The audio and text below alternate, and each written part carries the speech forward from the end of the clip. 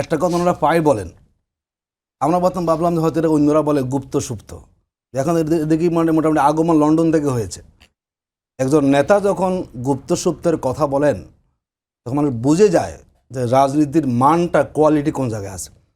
আমি ওনাকে বলি, এক নেতা তো আপনি জানেন আমি বলি অবস্থা, আপনি তাদের সাথে জোটে ছিলেন, শুনেন, জানেন তো উনি কি অবস্থা ছিলেন। জনাব হারিস চৌধুরী, ওনার বলে ওনার নাম করে মাহমুদুর রহমান হলো, বলুন উনি মরিয়া প্রমাণ করিলেন আমি ছিলাম হারিস চৌধুরী। গুপ্ত রাজনীতি হিসাব বুঝতে হবে আপনাকে। জনাব সালাউদ্দিন সাহেব যখন গুম হলেন, কোথাতে গুম হয়েছেন বলেন তো?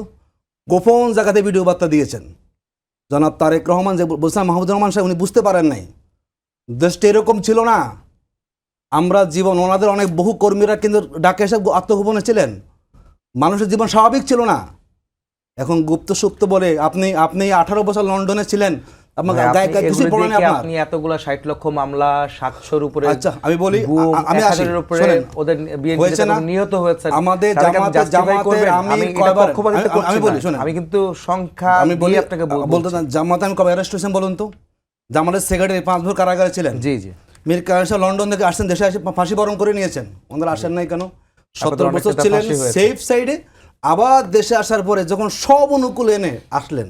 সুতরাং গুপ্ত রাজনীতি আমাদেরকে বলে এটা কোনোদিন লাভ হবে না।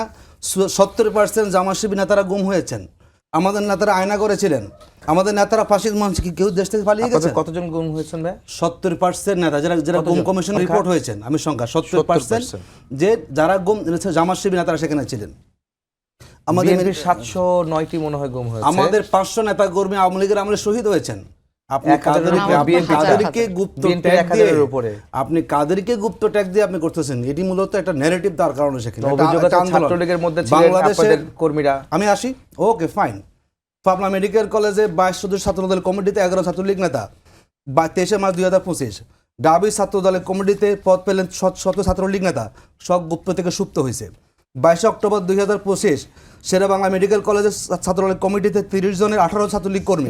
ভাই আমি বলছি, আমি এই জন্য বলছি কারণ আপনি বলেন না, তার মানে হচ্ছে আগের গোপন ছাত্রলীগ এখন এখানে সুপ্ত হয়েছে এসে কি ছাত্রদল করে। আপনি অভিযোগ আমাদেরকে করবেন গুপ্ত সুপ্ত বলে, হাজারো ডকুমেন্ট আছে আপনার বিরুদ্ধে। আসলে এই অভিযোগগুলো কি নির্বাচনের পক্ষে অন্তরায় হবে কি নাতিক ভাই বলেন তো? আরেকজনকে কথা বলতে গিয়ে নিজেরা কিন্তু বিপদে পড়ে যাবেন। আমরা বলি যে যত আপনি গুপ্ত তত আপনি বেরিয়ে আসবেন। এই অভিযোগ আমরা রাজপথে ছিলাম, আমরা গ্রেপ্তার হয়েছি, আমাদের লোকের ভূমিকা রাখছে, আপনি কেন এটাকে বলবেন?